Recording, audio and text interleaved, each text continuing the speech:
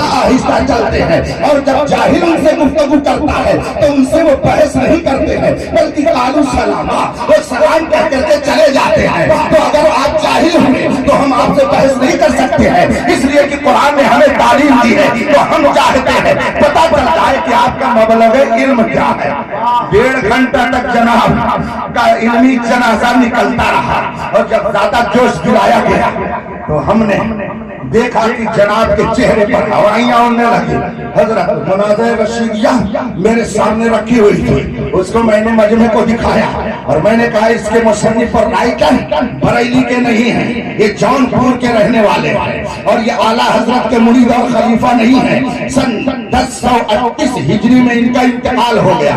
یہ کتاب 400 سال پہلے کی ہے، اس میں لکھا ہوا ہے کہ دونوں مناظر اگر ہم پلہ ہوں تو مناظرہ کرنے میں سہولت، اور دونوں کو چاہیے کہ ہم پلہ رہیں۔ میں نے ترجمہ تو کر دیا، مگر عبارت کے لیے میں نے ایک صاحب کو ایک کتاب دی اور میں نے کہا لے جائیے ان کے پاس، کہہ دیجئے کہ اس کو پڑھ دیں اور پڑھ کر کے اس کا ترجمہ کر دیں۔ لیکن جناب کو دن میں تارے نظر آنے لگے، وہ کیا سمجھے بیچارہ کہ علم کیا چیز ہے، وہ کیا سمجھے کہ مناظرہ کیا چیز ہے۔ ایک روز میں نے اس کی ایک تقریر سنی، وہ کہہ رہا تھا کہ تعزیہ بنانا سنت رسول ہے، اور صرف بنانا ہی نہیں بلکہ گھمانا بھی سنت رسول ہے۔ اور دلیل کیا دے رہا ہے کہ رسول پاک صلی اللہ علیہ وسلم مکے میں امام حسین کو کندھے پر بٹھا کر مکے کی مدینے کی گلیوں میں گھماتے تھے، اور تعزیہ امام حسین کی یادگار ہے تو اسے بھی گلیوں میں گھمانا یہ رسول پاک کی سنت ہے۔ اس لیے کہ حضور نے امام حسین کو مدینے کی گلیوں میں گھمایا، تو ہم اگر ان کی یادگار تعزیہ کو گھمائیں تو یہ رسول پاک کی سنت ہے۔ مارے گھٹنا پھوٹے سر جب اس نے یہ تقریر کی، اس کے ماننے والوں کا نعرے حیدری، سمجھ میں بات آ گئی۔ وائی سے بے نیاز بھی جاہل مطلق ہے، اور ان کے ماننے والوں کا بھی وہی حال ہے۔ اس لیے میں نے سوچا تھا آج ان کا علمی جنازہ نکل جائے گا، لیکن بعد میں سمجھ میں آیا علم ہے ہی نہیں تو علمی جنازہ کیا نکلے گا۔ ہاں جہالت کا جنازہ ضرور نکل جائے گا۔ اب میں نے کہا ذرا یہ کتاب ان سے کہہ دیجئے پڑھ کر کے اس کا مطلب بتا دیں تاکہ لوگ سمجھ جائیں کہ اختر حسین قادری اپنی طرف سے نہیں کہہ رہا ہے بلکہ یہ لکھی ہوئی کتاب ہے، اس کو ماننا تو پڑے گا۔ لیکن جب آدمی اس کے پاس کتاب لے کر کے گئے، کہتا ہے مجھے اس کی ضرورت نہیں ہے، کتاب اس نے واپس کر دیا، پھر دوبارہ لے کر کے گئے، دوبارہ واپس کر دیا، دوبارہ میں نے بھیجا، پھر واپس کر دیا۔ مجھے جلال آیا، میں نے کہا خدا کی قسم یہ اتنا بڑا بے علم ہے کہ اس کے پاس اتنی صلاحیت نہیں ہے کہ اس کتاب کو یہ پڑھ سکے، نہ اسے سمجھ سکے، نہ اس کو سمجھنے کی صلاحیت ہے، نہ پڑھنے کی صلاحیت ہے۔ جس کا یہ حال ہو وہ صحابہ پر تبرہ کرے، اس کو تو پانی میں شرم کے مارے ڈوب کے مر جائے۔ نعرہ تکبیر، نعرہ رسالت، مسلک اعلیٰ حضرت علماء اہل سنت حضرت علامہ اختر حسین علیہ صاحب۔ اور اس کے بعد پھر جب بہت جھجوڑا کہ سند دکھاؤ بھائی، سند دکھاؤ، تو بہت جھجوڑنے کے بعد جوش میں کہتا ہے یہ میں بھی سند لے کر آیا ہوں، لے جائیے ان کو دکھا دیجئے۔ میرے بغل میں مولانا شہزاد عالم صاحب استاد جامعۃ الرضا بریلی شریف بیٹھے ہوئے تھے۔ میں نے ان سے کہا ذرا دیکھیے تو انہوں نے ہنس کے کہا حضرت یہ تو عجیب سند پیش کر رہا ہے اپنے عالم ہونے کی۔ میں نے کہا وہ کیا؟ کہا ایک حفظ کی سند ہے اور ایک اردو ڈپلوما کی سند ہے، اس کے علاوہ اس کے پاس کوئی سند ہی نہیں ہے۔ میں نے کہا اللہ اکبر، ارے جناب اسی لیے تو آپ اتنی دیر سے سند نہیں دکھا رہے تھے، اس لیے کہ آپ کے پاس عالم کی سند ہے ہی نہیں، کیونکہ آپ نے پڑھا ہی نہیں ہے، آپ بے علم ہیں۔ بے علم سے مناظرہ کرنے کے لیے اختر حسین نہیں ہے، لاؤ کسی علم والے کو تو پتا چلے۔ مجبوراً اس کے صدر مناظرہ نے کہا ہم اعلان کرتے ہیں ہم نے جن کو مناظر بنا کے بھیجا تھا ان کے پاس کوئی سند نہیں ہے، وہ عالم نہیں ہے، اس لیے ہم ان کو ہٹا کر کے دوسرے کو لاتے ہیں۔ اللہ اکبر، اتنی ذلت و رسوائی اسے مجمع میں کل اٹھانی پڑی۔ میں نے دل میں سوچا جو صحابہ کی عظمت پر کھیلنے کی ناپاک کوشش کرتا ہے خدا اسے ایسے ہی اچھی جگہوں پہ بلا کے سن۔ بابا نعرہ تکبیر، نعرہ رسالت، عظمت صحابہ۔ ہم نے جب تاریخ میں پڑھا وہ 27 سالہ نوجوان جس نے نبی کو قتل کرنے کا پلان بنایا، بہن بہنوں کو مارا، مگر قرآن کے علم نے اس کے دل کی دنیا کو بدل دیا۔ اور جب پہنچا اس نبی اعظم کی بارگاہ میں تو پھر کس شان سے واپسی ہو رہی ہے، گئے ہیں تو کیسے، نبی کی بارگاہ سے آ رہے ہیں تو کس شان سے۔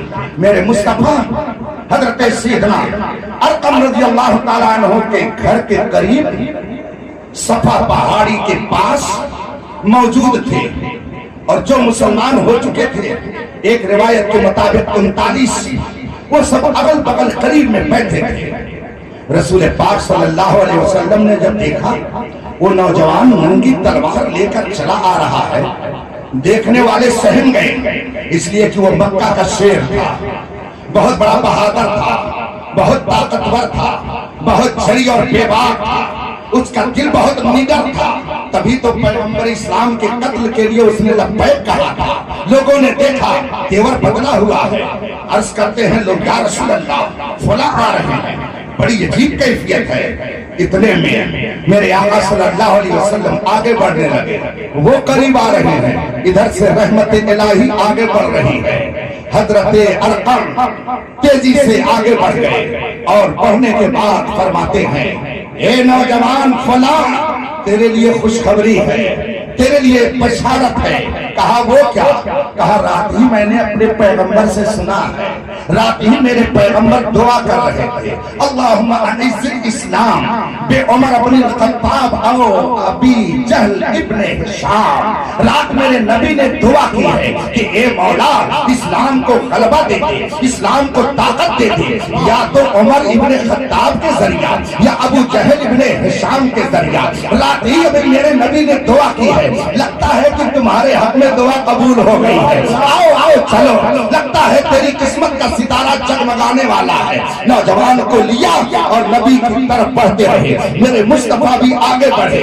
روایت میں آیا ہے کہ ایک دستے پاک سے میرے مصطفیٰ نے اس نوجوان کا دامن پکڑا اور دوسرے دستے پاک سے اس کے تلوار کو پکڑا اور فرمایا کیا چاہتے ہو؟ ہلاکت چاہتے ہو؟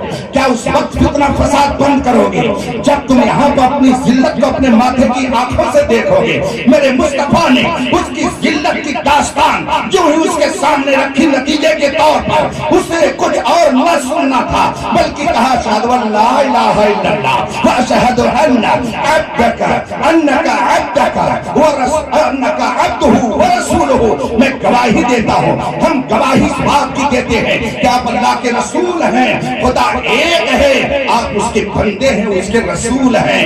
میرے مصطفیٰ نے جب اسے کلمہ پڑھایا اور تھوڑی ہی دیر کے بعد جب اس کے دل کی دنیا بدلی تو اب کہتا کیا ہے وہ نوجوان، آپ لوگ چپ کے کیوں رہتے ہیں؟ آپ لوگ خاموشی سے کیوں اندر رہتے ہیں؟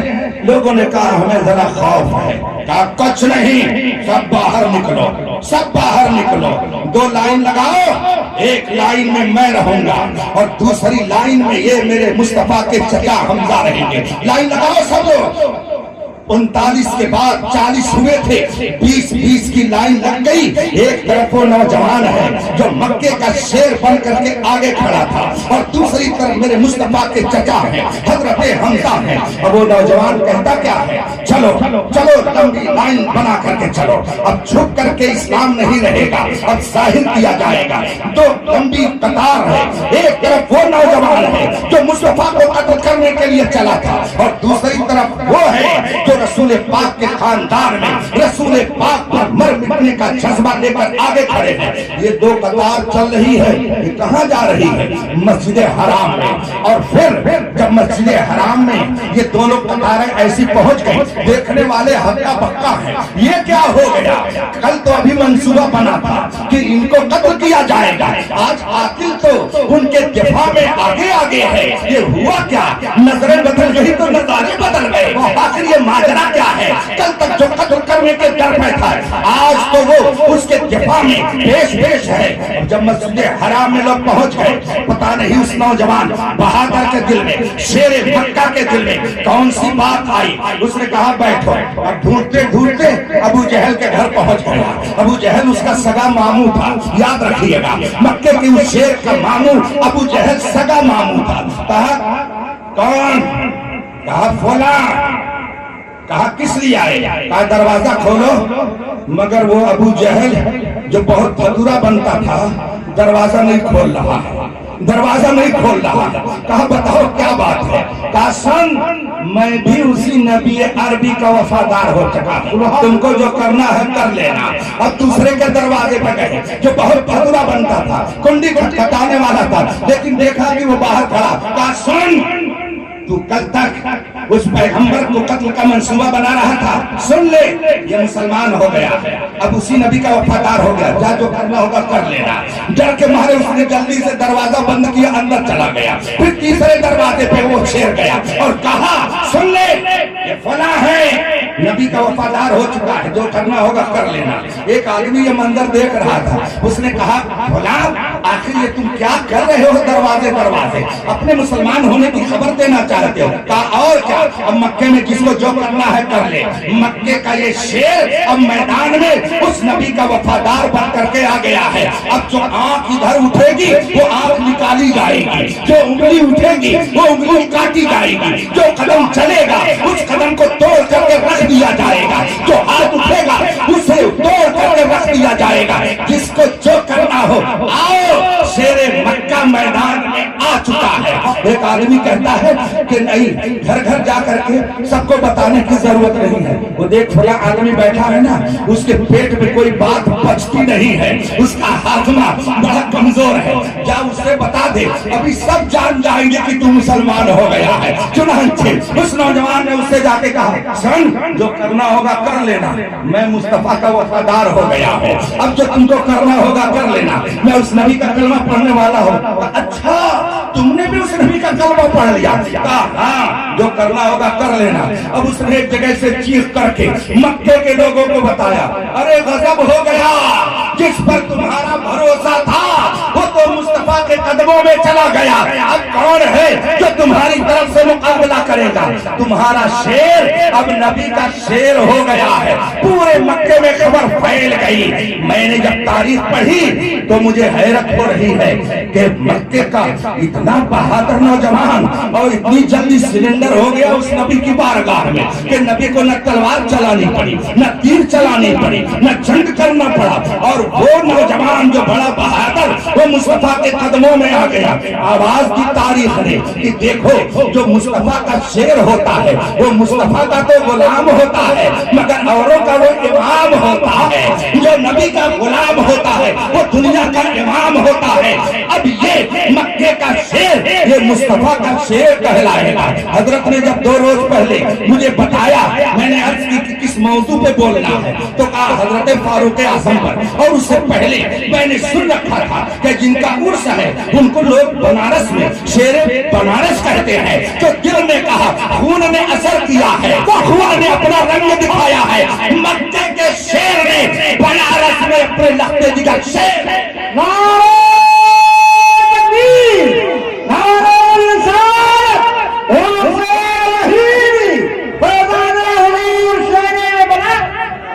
مکے کا وہ شیر نبی کی عظمت کا محافظ بن کر کے زندگی بھر دشمن کی آنکھوں میں آنکھیں ڈال کر کہتا رہا کہ آؤ آؤ سرفروشی کی تمنا اب ہمارے دل میں ہے، دیکھنا ہے زور کتنا بازوئے قاتل میں ہے. جب یہ جرأت و بہادری دکھائی جتنے مکے کے شیر تھے سب شیر مصطفیٰ کے سامنے گیدڑ بن گئے، سب گیدڑ بن گئے. اسی طریقے سے جب اس شیر مکہ نے بنارس میں اپنے درد جگر کو شیر بنارس بنا کر کے بھیجا تو جتنے بدعقیدہ تھے سب لومڑی بن گئے. حمیدیہ کے ذریعہ ایک سے ایک شیر تیار ہوتے رہے اور سب یہ کہتے ہیں سنو کان کھول کر کے یہ مصطفیٰ کے وہ وفادار ہیں کہ جو جان مانگو تو جان دیں گے، جو مال مانگو تو مال دیں گے، مگر نہ ہو سکے گا ہم سے نبی کا جاہو جلال. اور بھائیو جامعہ حمیدیہ آپ کو فاروق اعظم کا واسطہ دے کر پکار رہا ہے کہ یہاں سے مصطفیٰ کی عظمت کے محافظ پیدا ہو رہے ہیں، یہاں سے صحابہ کی عظمت کے محافظ پیدا ہو رہے ہیں۔ لوگوں نے پوچھا اس دور میں صحابہ کی عظمت کا محافظ کون، اہل بیت کی عظمت کا محافظ کون، ائمہ مجتہدین کی عظمتوں کا نگہبان کون، رسول پاک کی عظمتوں کا ترجمان کون، رب قدیر کی تقدیس کو بیان کرنے والا کون؟ لوگوں نے کہا اس کا نام تو بڑا مشہور ہے۔ کہا کیا؟ کہا لوگ روز کہتے ہیں ڈال دی قلب میں عظمت مصطفیٰ سیدی اعلیٰ حضرت پہ لاکھوں سلام۔ اس کا مطلب ہے وہ عظمتوں کا نشان ہے، وہ عظمتوں کی حفاظت کا ترجمان ہے، اور جو اس کے نقش قدم پر چلے وہ بھی اس کی برکتوں سے نگہبان عظمت مصطفیٰ ہے۔ اس لیے کہ اس نے بتایا ہے تیرے غلاموں کا نقش قدم ہے راہ خدا، وہ کیا بہت سکے جو یہ سراغ۔ نعرہ تکبیر، نعرہ رسالت، اس ادارے کو دن دونی رات چوگنی ترقی عطا فرمائے۔ حضرت پیارے بھی ہے، نام بھی ماشاءاللہ، کوئی اگر دشمن پہ ہوگا تو پیارے ہی کہہ کر کے بلائے گا، سبحان اللہ، پیارے ہی کہہ کر کے بلائے گا، عداوت بھی کرے گا تو پیارے ہی کرے گا۔ وہ ہے حضرت پیارے بھی ساتھ، رب قدیر ان کی حفاظت فرمائے، ادارے کی حفاظت فرمائے، جتنے مدارس اہل سنت ہیں سب کی حفاظت فرمائے، اور پورے ہندوستان کی علماء کا سرپرست، مدارس کا روحانی سرپرست، پورے ہندوستان کے علماء، استاد یا دادا یا پردادا استاد، اعلیٰ حضرت کے مسلک کا بے باک ترجمان، عظمت مصطفیٰ کا نگہبان، شہزادے صدر الشریعہ، ممتاز الفقہاء، سلطان المناظرین، حضور محدث کبیر کو اللہ سلامت۔ آمین آمین۔ اس لیے کہ اس بڑھاپے میں بھی جوانوں کو مات دے کر کے جو برق کی طرح بجلی کی طرح پوری دنیا میں چمکتا ہے، اور دشمنوں کی آنکھ میں آنکھیں ڈال کر کے جو بات کرتا ہے اس ذات کا نام محدث کبیر۔ وآخر دعوانا الحمدللہ رب العالمین۔ السلام علیکم۔ مصطفیٰ جانے رحمت لاکھوں سلام، شمع بز میں ہدایت لاکھوں سلام، شہر جانے ادم تاجدار حرم، شہر جانے ادم تاجدار شفاعت لاکھوں سلام، مصطفیٰ جانے